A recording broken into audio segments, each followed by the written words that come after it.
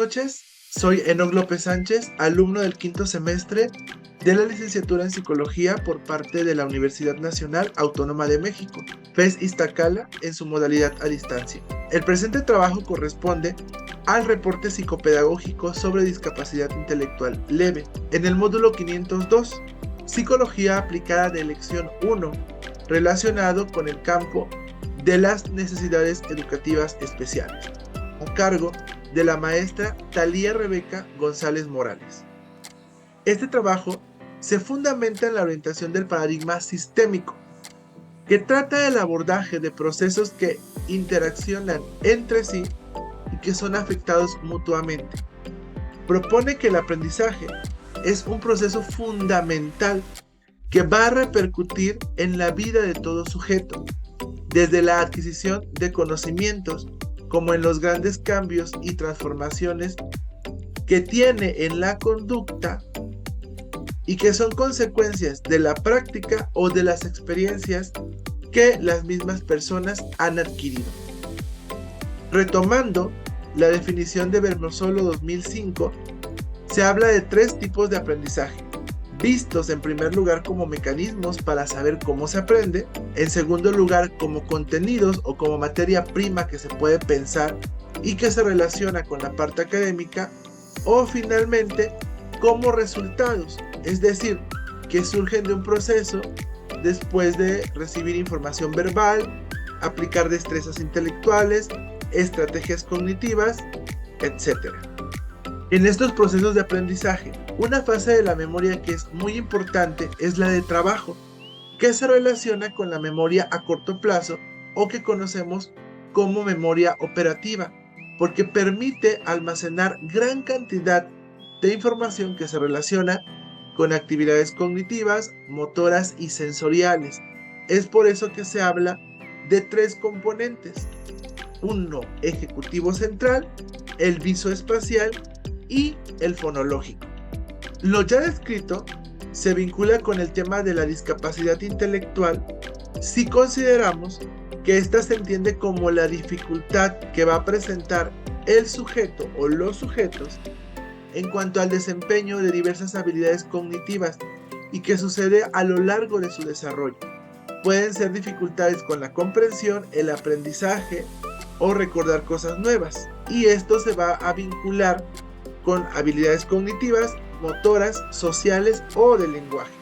Algunas de las principales características es que se suele tener un coeficiente intelectual entre 50 y 69. Durante los primeros años de vida su desarrollo es lento en comparación con sus pares, pero son capaces de comunicarse y aprender habilidades básicas. Sin embargo, van a tener dificultades en el desarrollo de conceptos abstractos, análisis y síntesis. Van a lograr leer y habilidades de cálculo también, pero lo van a hacer con cierta dificultad y lo van a lograr en niveles posteriores de acuerdo o en comparación a sus compañeros. Pero son capaces de realizar tareas domésticas, cuidarse a sí mismos y hacer trabajos semi-especializados. Para este estudio, que se presenta como reporte psicopedagógico, en la metodología se realiza un diseño de estudio de caso único y se hace desde la perspectiva de la evaluación diagnóstica, que tiene como objetivo fundamental brindar ejemplos de aplicación de instrumentos que van a permitir eso, un diagnóstico o medir un resultado. Estos instrumentos se diseñan para explicar aspectos del caso a tratar, ser precisos y detallar cómo se lleva a cabo la evaluación. La recolección de datos se llevó a cabo fundamentalmente mediante la entrevista, la observación y el análisis de desempeño. ¿Cuáles fueron los instrumentos de recolección? Se hizo una entrevista semiestructurada a la tutora del menor, donde pudimos obtener antecedentes del caso. Se puede saber que es un menor de 7 años 5 meses que se encuentra en segundo grado de educación primaria. En cuanto a los antecedentes familiares, no hay enfermedades crónicas, ni genéticas, ni congénitas. En el caso de los antecedentes pre y perinatales, Fue un parto normal, no hubo cesárea. Sí se presentaban dificultades relacionadas con la hipoxia, se enredó el cordón umbilical. En el caso del gateo, este se logró a los 9 meses, empieza a caminar al año, pero sí presentó dificultades para lograrlo. En cuanto al control de esfínteres, en la parte urinaria, se logra el control diurno a los 3 años y el nocturno a los 3 años 6 meses. Mientras que en la parte fecal, el control diurno se logra a los 3 años 9 meses y el nocturno a los 4 años 2 meses. Sus primeras palabras aparecieron a los 2 años y medio, mientras que a los 2 años 10 meses empiezan sus primeras frases, por lo que se percibe cierta dificultad para que esto se consolidara. También se elaboró un instrumento de evaluación para ver el desempeño del alumno en diferentes actividades. Se pusieron en práctica, por tanto, habilidades en el área motriz, en cuanto a la motricidad fina, motricidad gruesa, coordinación, lateralidad, esquema corporal, orientación espacial, sensopercepción, es decir, se buscó analizar el área psicomotora. También se evaluaron los procesos de atención y concentración, razonamiento, comprensión, lenguaje y memoria en el área cognitiva. Igualmente, hubo observación de actividades escolares y de la vida diaria, así como aspectos personales, para poder evaluar el área socioemocional, tanto en el ámbito personal como familiar y social. De modo que los resultados que arrojó este trabajo son los siguientes. El alumno tiene un desenvolvimiento adecuado a nivel motor en cuanto a actividades que se relacionan con la caminata y el salto, con el equilibrio y con la coordinación en actividades sencillas. Pero en la motricidad fina hay cierta dificultad en el trazo de figuras y entre mayor complejidad exista, es mayor la dificultad, sobre todo en el recortado de patrones complejos.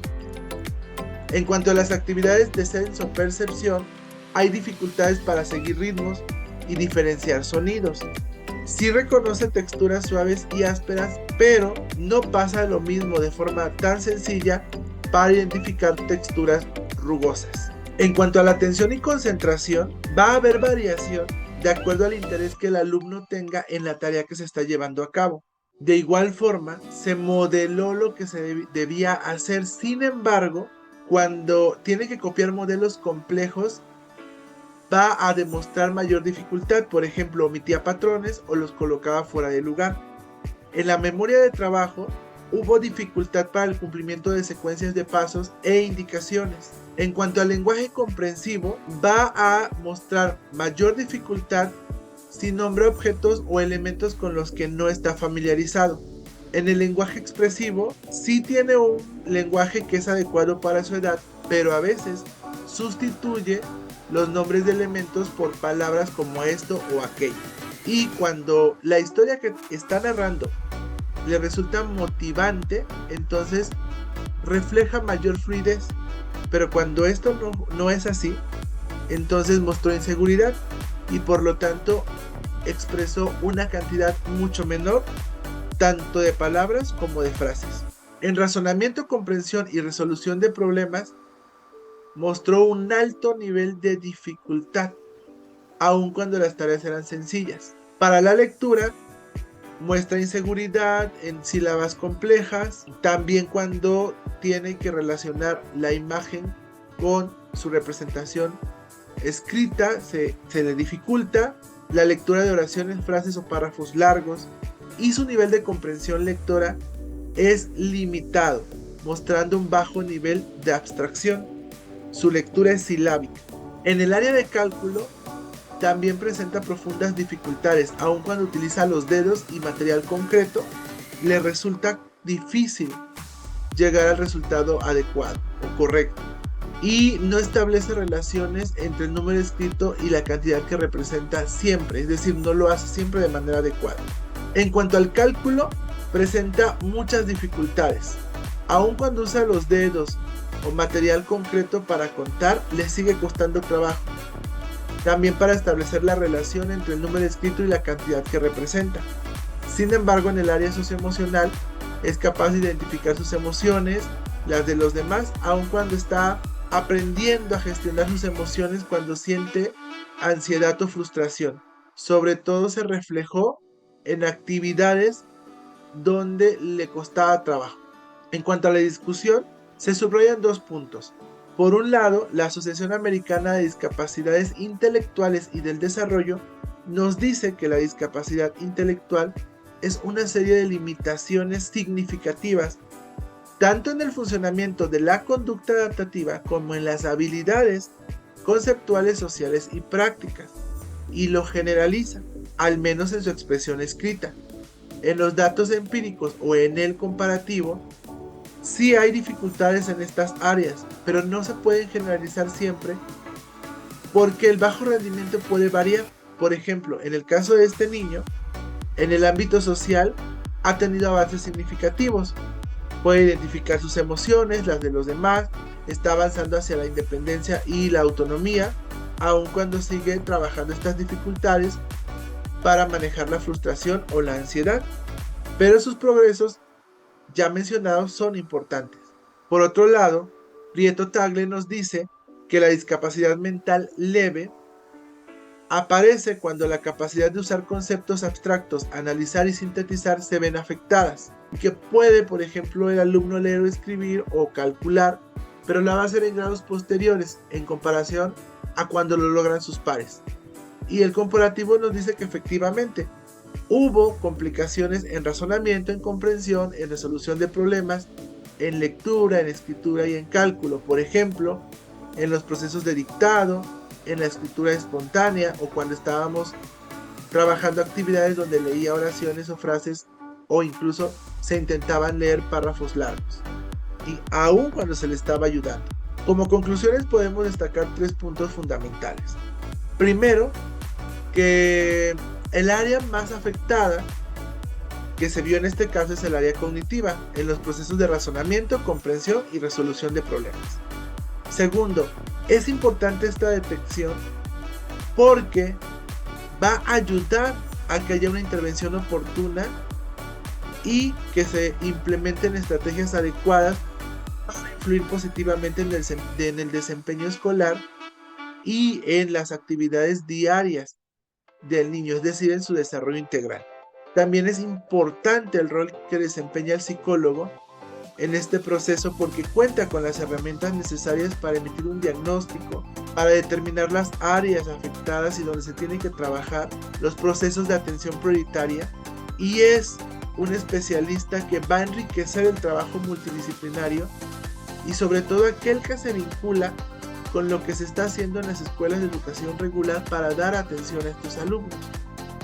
Y finalmente, en las sugerencias se propone iniciar la intervención estimulando y ejercitando cada una de las áreas donde se detectaron estas principales dificultades, que la evaluación o los resultados de esta se entreguen tanto a los maestros como a los padres del menor, para que haya un trabajo en corresponsabilidad, participando en la implementación de estrategias didácticas que favorezcan el desarrollo académico e integral del alumno.